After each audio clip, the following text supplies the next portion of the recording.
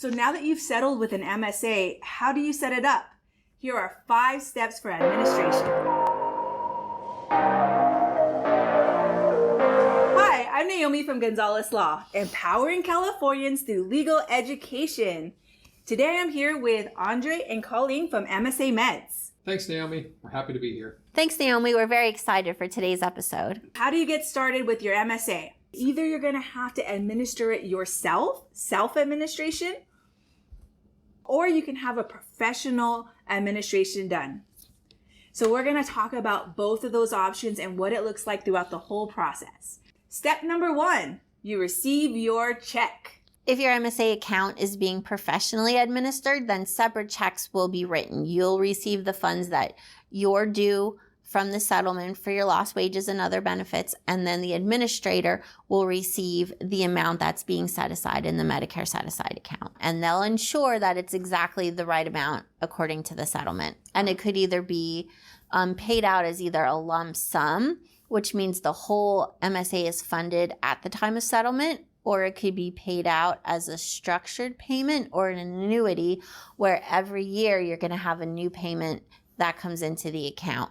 So in cases where it's a structured settlement or an annuity, and they'll make sure that they diary and track those payments so that if the annuity company ever forgets, they're calling them and saying, hey, we're missing that payment. We need it to go into the account. If you're self-administering, like Colleen was saying, you can receive a lump sum settlement for your entire Medicare set-aside, or you can receive seed money and an annuity payment annually for many, many years.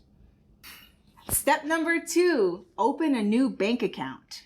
If you have a professional administrator for your MSA account, they'll deal with all the hassles of setting up the bank account for you, so you won't have to do that yourself. Your administrator will take all the steps necessary in order to open up a bank account for you that meets all of Medicare's criteria. You will have access to see the funds that are in the account, but you won't have access to the actual account itself. They'll also negotiate the lowest fees possible with the bank, and they'll maintain the account, and they'll make sure that everything paid from the account was proper. Naomi, you walk into your local bank, Wells Fargo, Bank of America, Chase, whatever it is, and you open up a new account.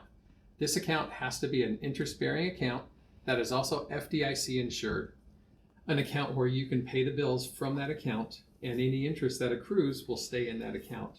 This can only be used for Medicare set-aside purposes. In self-administration, you don't get the advantages of negotiating for fees. One of the better things you can do is find a checking account that's interest-bearing and FDIC insured that you can pay the bills from with the lowest amount of monthly fees possible from that bank.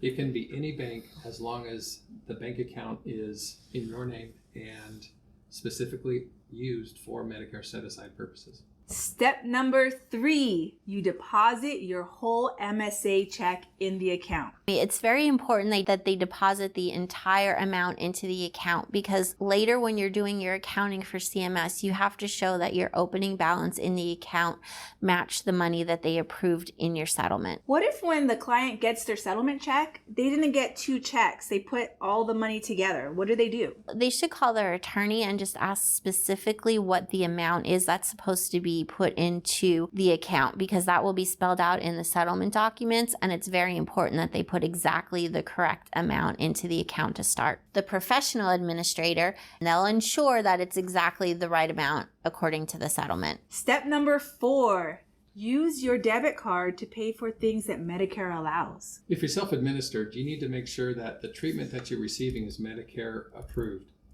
You also need to make sure that it's related to your injury and that the price that's going to be paid is what Medicare wants you to pay. Many times people pay the full amount of a bill when in fact only a certain portion of it is going to be Medicare eligible for a Medicare set-aside payment. The professional administrator will give you a card that looks like an insurance card that you'll give to your medical providers. And this card will have all the information on it that's necessary for your medical provider to bill your MSA account. So you just present them with the card, you get your treatment as usual, they'll submit their bill, and if you would have a professional administrator, they would review every bill that was submitted them to make sure that it's something that Medicare covers.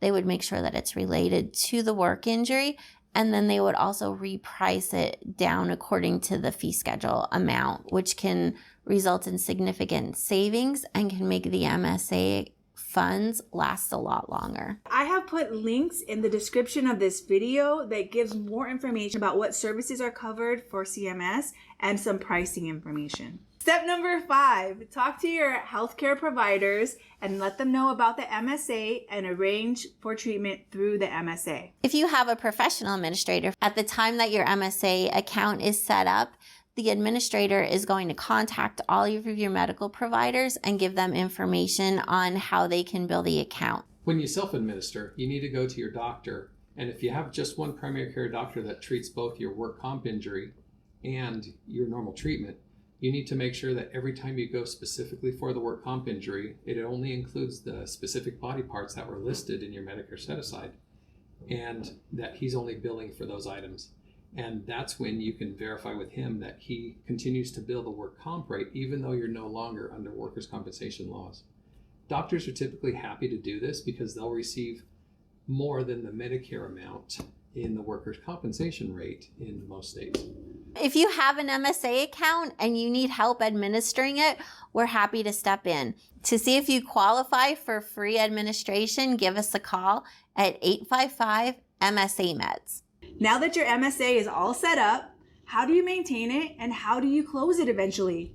Look at this video right here. And if you would like to talk to us about your case, text this consult and we'll be very happy to talk to you. And don't forget to press like so more people can be empowered. Thank you. Bye. Bye.